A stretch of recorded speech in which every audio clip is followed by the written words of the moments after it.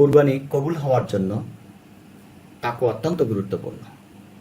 আল্লাহ রাব্বুল আলামিন বলেন, কুরবানি পশুর মাংস এবং রক্ত তার নিকট পৌঁছায় না, তো এই পৌঁছায় কি? তা হচ্ছে তাকওয়া।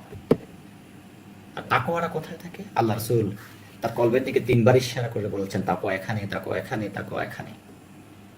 তাকওয়া অর্জনের জন্য পরিপূর্ণভাবে খাঁটি মনের কেবল আল্লাহ সন্তুষ্ট এবং নৈকট্য অর্জনের জন্য কুরবানি করতে হবে।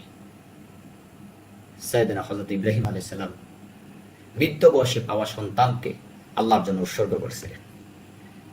সর্বোত্তম পরীক্ষায় তিনি উত্তীর্ণ হন।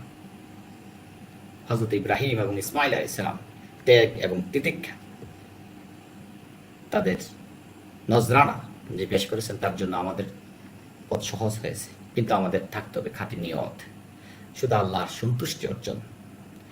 নিজের মনের সকল প্রকার অনুষ্ঠান সর্বতা, লৌকিকতা, রিয়া, লোক দেখানো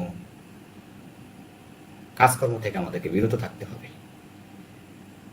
যদি প্রথম আগেরকার পয়গম্বরদের মতো যেভাবে হযরত আদম আলাইহিস সালামের সন্তান হাবিল এবং কাবিল কুরবানি করেছেন, কাদের কুরবানি কবুল হয়েছে কিনা? অগ্নি আসতো, যার কুরবানি কবুল হয়েছে তারটা আগুনে পুড়ে ফেলতো। এরকম কোয়ালিটি যদি এখন দেখানো হতো, তাহলে আমরা কি করতাম? সমাজে মুখ দেখাতে পারতাম?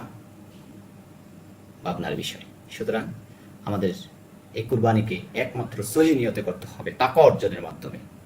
গোশত এবং মাংস আল্লাহ নিকট যায় না, যায় আমাদের মনের তাকওয়া। মনের বিষয় আল্লাহ জানে। গোশত খাওয়া কোনো উদ্দেশ্য হতে পারে না, বরং মনের পশুত্বকে দমন করে একজন খাঁটি সাচ্চা মুসলমান হতে হবে। আল্লাহর নৈকট্য লাভ করার জন্য আমাদেরকে চেষ্টা করতে হবে। কুরবানি ইসলামের অন্যতম নিদর্শন। কুরবানির জন্য প্রস্তুতকৃত পশুকে কোরআনে আল্লাহ নিদর্শন বলা হয়েছে। এই নিদর্শনকে সম্মান করার অন্তরে তাকওয়া বলে অভিহিত করা হয়েছে।